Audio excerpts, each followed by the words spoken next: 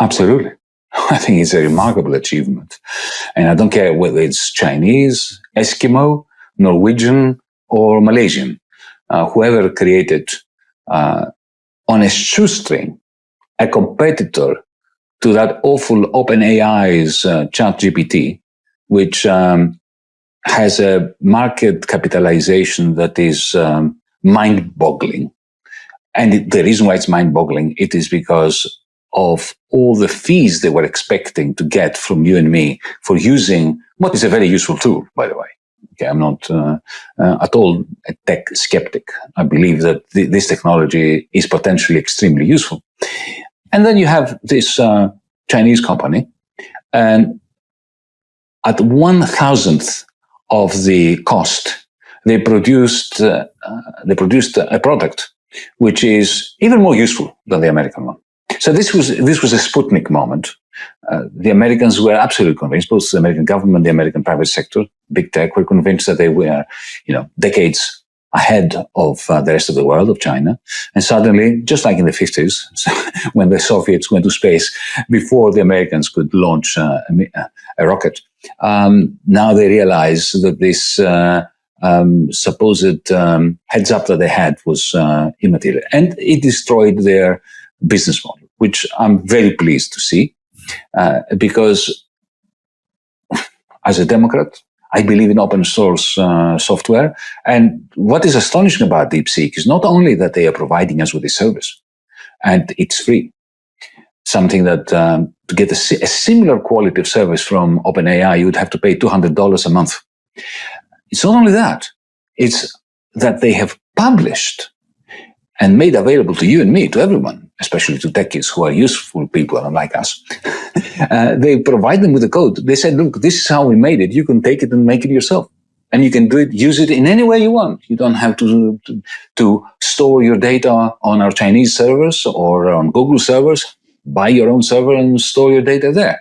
Now, so yes, of course, that was a remarkable moment. But that is in no way denting the ironclad powers of what I call cloud capital, which is the foundation of what I call techno-feudalism.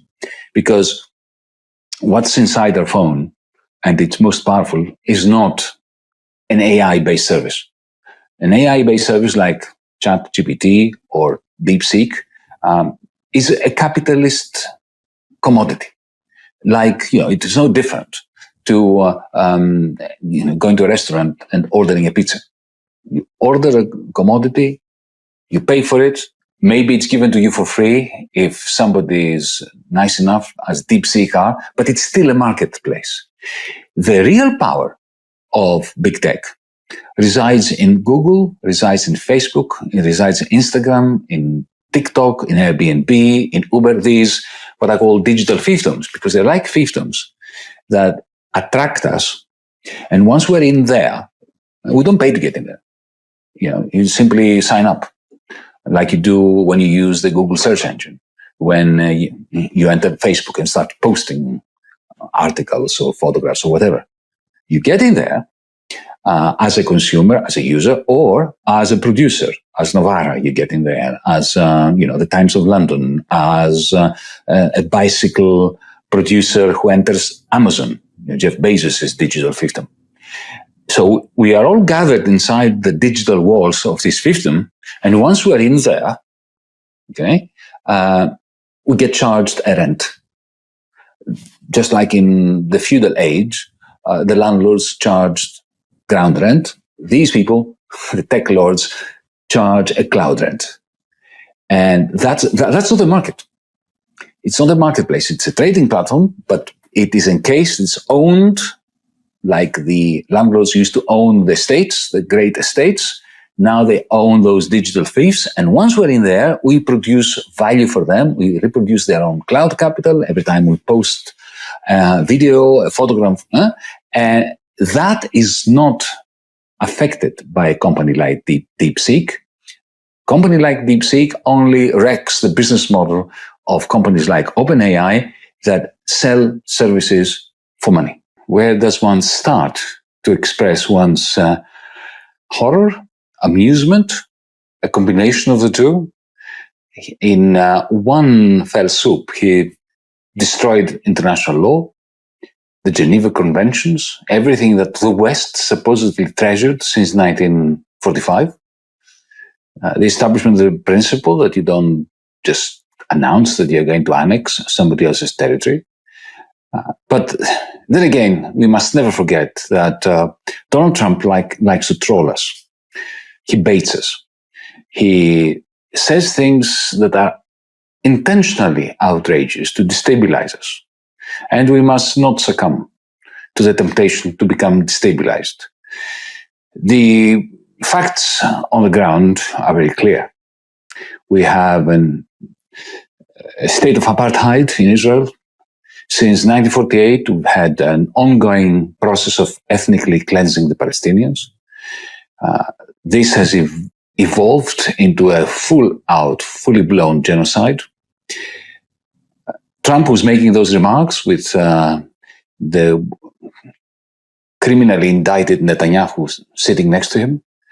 Netanyahu has a very long history, 20, 25 years, of wiping the floor clean with every American president that he worked with, essentially ridiculing them, running rings around them, and destroying any possibility of a two-state solution, or trying to destroy it, very efficiently, I must add. And there comes Trump with his recruitment strategy for MAGA, which is to outrage everyone, to destabilize us.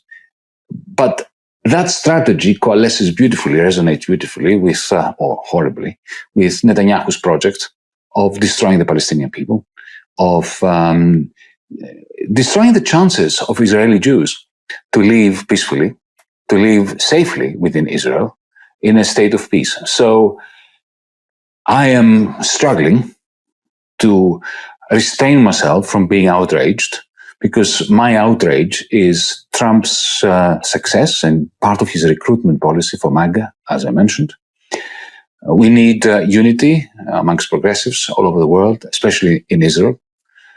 We need not to lose sight of the amazing work that South Africa has been doing in utilizing international law and the International Criminal Court and the International Court of Justice to restore faith in humanity, in our own capacity to do something about the genocide which is unfolding in real time on our screens. And I mean, do you think we should take it at all seriously? Because I suppose with Trump, there's a tendency to think he is just sort of flooding the zone with shit. I mean, he can't sort of say, let's ethnically cleanse Gaza and it happened, because he would need Egypt or Jordan or someone else on side, right? Because the Americans aren't going to take all of these people. So do you think he's almost trying to distract us from a sort of more realistic plan? Or do you think it is sort of important for us to take him at his word and say, this is really outrageous? We have to be dialectical. We have to combine simultaneously a capacity to listen seriously to what he says. So, for instance, when he was going on about taking over Canada, at first, most Canadians thought it was a joke. And then we realized that it wasn't a joke, that he actually meant it. And there are repercussions to that. Even if he doesn't actually take over Canada, you can see that from his perspective, from his electoral basis perspective, he's already won a small victory, but nevertheless a victory, by humiliating the Canadians, by forcing them to the table with his tariffs. So he has this strategy of being intentionally outrageous, of causing you either to not take seriously what he says, which is a mistake, or to take too seriously what he says, which is also a mistake. He creates this kerfuffle. And then, however, he's also shown signs in the past of settling for something far smaller than that which he had pronounced, proclaimed, and demanded. Before I sink in the depths of depression by the comparison with Donald Trump, I have never said that countries that have a consistent, permanent surplus with other countries are exploiting them. for their own benefit. My criticism, for instance, in the context of the European Union, of the German trade surpluses, not only vis-à-vis the United States, but also vis-à-vis the United Kingdom and Greece, is that ultimately they are bad for the people of Germany. They are universally bad. They are doing damage both to the countries that have a deficit in relation to, but also to Germany itself. I am happy to repeat this for China. I do believe that these perpetual large surpluses that China is reporting, is creating, are in the end a form of class war within China, with the majority of the Chinese suffering as a result. So I reject wholeheartedly the zero-sum approach of Donald Trump, that whatever is in the interest of, or whatever does damage to the Americans must be in the interest of Germany or of China. That is rubbish. For me, you see, let me put it simply, in ways that I think particularly leftists will understand. For me, trade wars are class wars. Therefore, it's not a clash between Germany and Greece, or China and the United States, or the European Union and the United States. It's a clash, a major clash, between the rentier class of the United States and the blue-collar workers of the United States, and also within Germany of the industrialists and the bankers on the one hand, and the German working class on the other. And so the true evil in what Donald Trump is doing is that, like every good fascist, when I say good, I mean consistent fascist, he's basing what he says on small truths in order to tell a big lie. So the small truth, or small truths, is that indeed a system of imbalanced trade, where you have Germany having a very large and almost permanent trade surplus with the south of Europe, with the United States, with the United Kingdom, that is unsustainable, and it is bad. But it is bad for the Germans, I would add, as I did. So this is the small truth. It's not a small truth, it's a sizable truth. But then he builds the grievances of the United States story on top of it, which is the big lie, the big fascist lie, I would say, because fascists are very good. I mean, Goebbels had developed a whole theory of propaganda on how to tell a big lie by basing it on truths. What is his profession, Donald Trump? He's a realtor. He's in the real estate business. Now, why is the real estate business in the United States so lucrative? Why has he made all these billions? And there are other developers who are even more successful than he is. Why is the rentier sector in the United States booming when the working class is suffering? The working class that, by the way, ironically elected Donald Trump, one of the realtors. Well, the reason is the trade deficit of the United States. Because the trade deficit of the United States, the fact that it has been deindustrializing, all the things that he correctly points out as a problem, this trade deficit becomes the engine that drives German industry, Japanese industry, Chinese industry. If you are an aluminium producer in Shanghai, you sell most of your produce to California.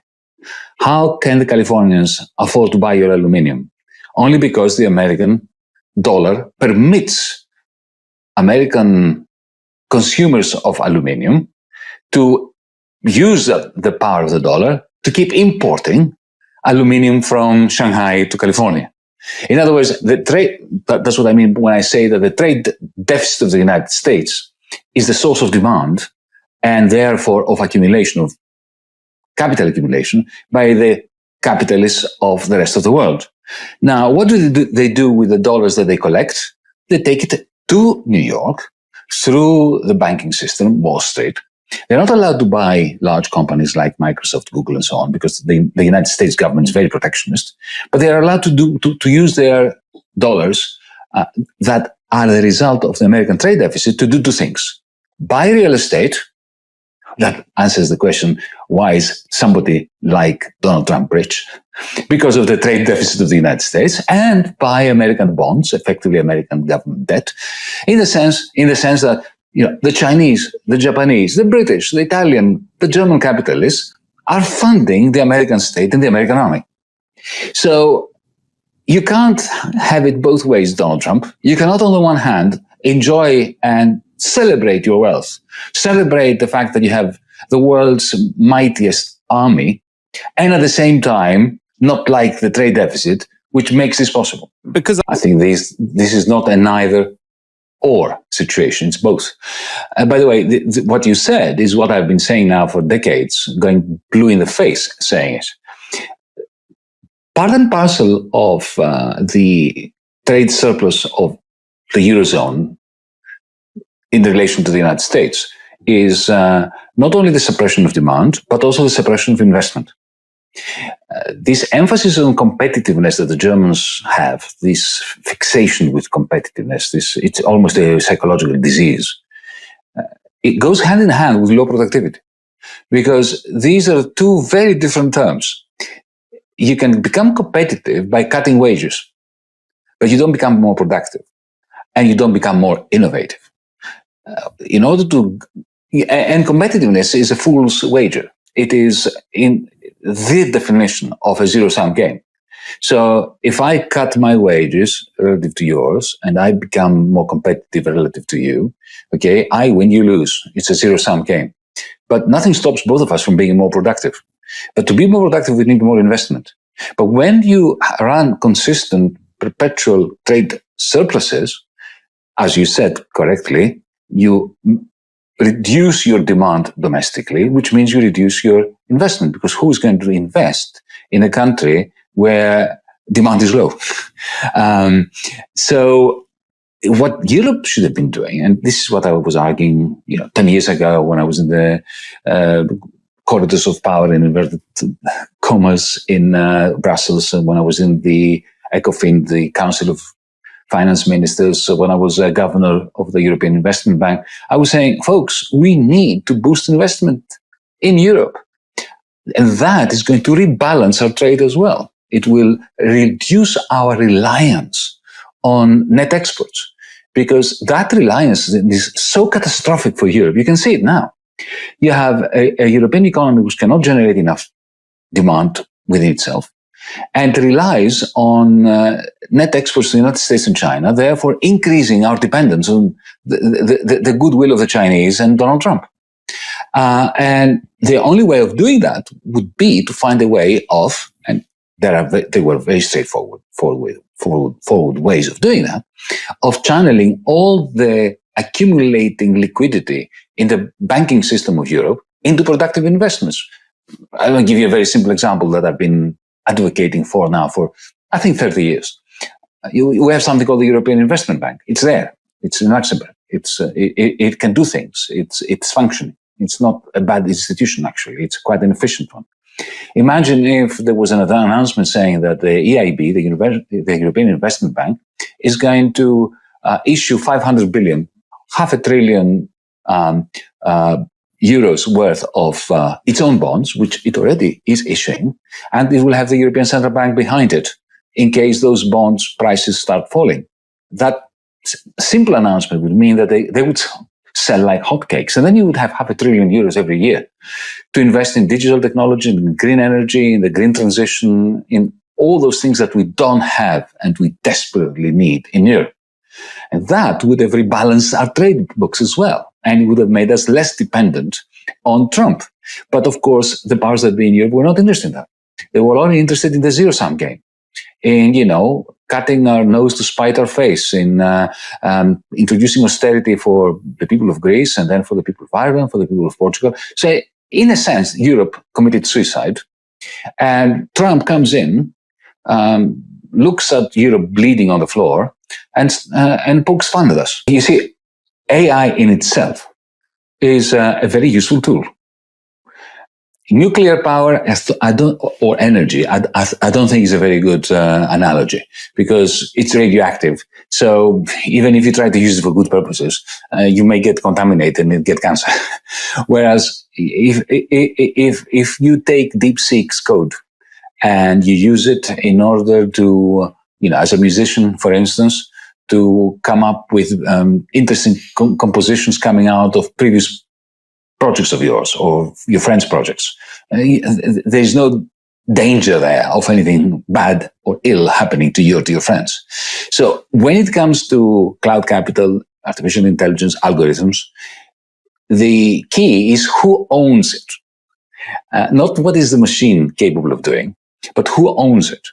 Because when you have highly concentrated ownership, when AI is owned by Altman, right, who has proven to be not just a maverick, but a villain of the piece, and he can control all the learning that is based, and taking place in front of the eyes of young people. He can control everything they learn through the way that he programs it, and because he owns it, there's no way of checking how it is that he has programmed it. Then it becomes a clear and present danger to humanity. But if it is open source, then you can have access to a variety of different forms of AI. And in the end, the concentration of ownership rights is going to fizzle out.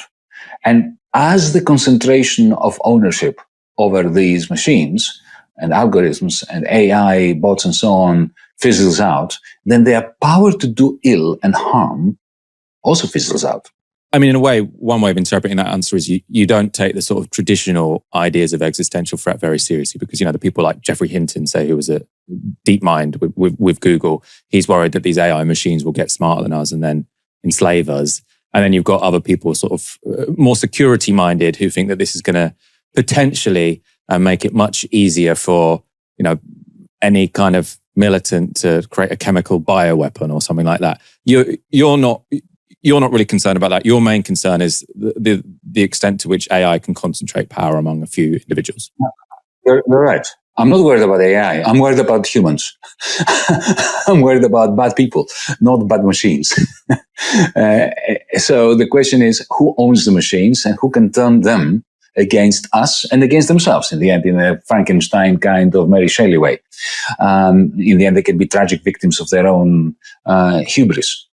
So, no, I'm not worried about technology. I'm not worried about the machine itself. I'm worried about the highly unequal distribution of control and ownership over the machines. When I was beginning to write my book, which you kindly mentioned, Techno-Feudalism, the first thought that came to my mind was in response to your question. Science fiction is always, for me, a great guide in understanding the present, not so much the future, and what we must do in order to avert catastrophe. So if you look at all the Terminator movies, okay, the Terminator movies are all founded on this existentialist angst, the fear, and also The Matrix, if you remember that great movie of the early 1990s. The fear that at some point the machines will reach the point of singularity, which is when they become conscious, and they will realize what a silly bunch of idiots we humans are, and how imperfect and corrosive for the planet are, and they turn against us. I'm not worried about that. My book was all about the fact that a singularity of sorts has already taken place. That those machines, even though they don't have consciousness, and I don't think they will have consciousness for a very, very, very long time, if ever, they've already managed to create, on behalf of their owners, so much exorbitant power that they essentially killed capitalism while we were otherwise engaged with other projects and other concerns. Well, in exactly like the mid-war period, when the left lost, the left failed, the result was that the discontent caused by the crisis of this exploitative system we live in, call it what you may, the loss of the left, the failure of the left, in conjunction with the crisis and the discontent that the crisis begot, led to the rise of the fascists. And then you had this clash back in the 1930s between the Weimar liberal establishment and the fascists, and in the end, the Weimar liberal establishment rolled over and essentially paved the ground for the fascists. I see what is happening, what has been happening since our generation's 1929, which happened in 2008, again in Wall Street. I see a repetition of what happened, not as a farce, as Marx would have hoped, but as a postmodern version of it. There is this basic similarity. There are differences, of course, but you're quite right. The left will always be relevant, as long as there is an unequal distribution of property rights over the means of production, distribution, and now communication. As long as you have this exploitative relationship between the owners of the machines and the others, the vast majority who do not own machines and therefore have to submit themselves to the owners of the machines, as long as there is this incongruity, clash within the fabric of our society, the left will always be relevant. The question is, will the left be able to organize the many so that the common interest of the majority of the people, which exists, which is clearly in existence, can find political expression? As long as we're not doing it, we're going to be sandwiched between the authoritarianism of the fascists, of the Trumpists, of the Nationalist International, whatever you may call them, and the authoritarianism of the liberal establishment, of the radical center, of the Keir Starmers, of the Emmanuel Macrons of the world. The situation on the ground in Europe, politically, has been pathetic, miserable. The very stalwarts of the liberal establishment, from Macron to Scholz to, the whole gamut of the European radical center, as I call them, okay, who were aghast at the thought that Trump might win, suddenly became all Trumpists. They started indulging in this pathetic and contemptible race between them as to who would be the first to leak the great Donald Trump's boots. That was the first response, since you talked about responses. Now that they realize that, this guy actually meant it when he said that he was going to slap tariffs on EU exports. Now they start trying to present themselves as tenacious and feisty. And they start talking about retaliation against the United States. Well, Michael, you can't retaliate when you are running a large trade surplus and you depend on it. So whatever they do to the big techno-feudal lords, as I call them, of Silicon Valley, and I believe that they should have done a lot worse to them than what they are thinking of doing now. But it is irrelevant, because the problem that Germany has, the problem that France has, the problem that Italy has, is that capital, serious money, is migrating from Europe and is being invested in the United States. There is nothing that Brussels can do, tweaking the regulations for artificial intelligence and what Google can do or can't do, and what penalties they will make Google or Microsoft pay.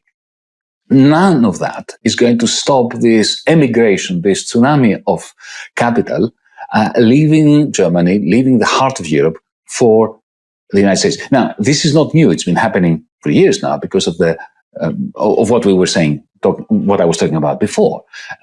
Even Biden's America First industrial policy that was misnamed as the Inflation Reduction Act had already started the process of companies like Volkswagen, like BASF, the great chemical corporation, shifting its investment to the United States. And now the prospect of these tariffs simply accelerates this process. So when I look at Brussels and their pronouncements as to how they're going to deal with Trump, what I see is this pendulum of shame oscillating very fast between total capitulation to Washington and idiotic and utterly unbelievable threats. Firstly, I don't believe that Keir Starmer has a smidgen of an iota of an idea of what he really wants to do except being prime minister. It's not clear from his manifesto. I mean, they are just platitudes. Growth. He doesn't tell us what he wants to see growing.